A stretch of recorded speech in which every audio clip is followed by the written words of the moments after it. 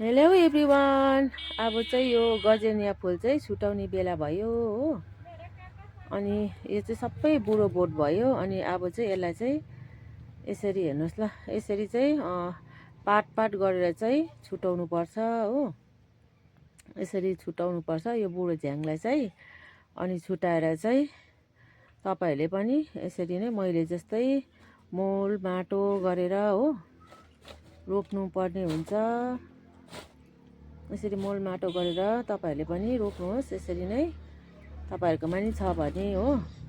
म चाहिँ अब छुट्याउनु थालेको यसलाई।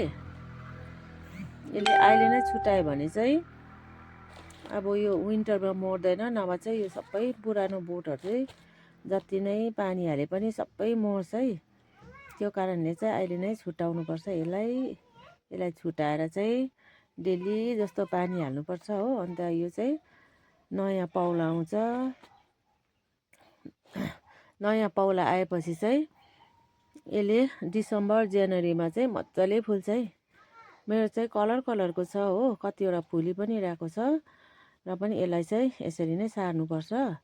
सारेपछि चाहिँ मजाले झ्याङ्गिन्छ है। यसरी तपाईँहरूले पनि तपाईँहरूकोमा पनि छ भने चाहिँ यसरी मोल माटो गरेर रोप्नुहोस्। नभए चाहिँ यो विन्टरमा चाहिँ सबै मर्छ। यो हेर्नुहोस् त, मैले चाहिँ अब सबै प्राय नै छुट्याइसकेँ। हेर्नुहोस् है, यसरी छुट्याउनुहोस् तपाईँहरूले पनि हो। अनि तपाईँहरूले हेरिदिनु भएकोमा थ्याङ्क यू।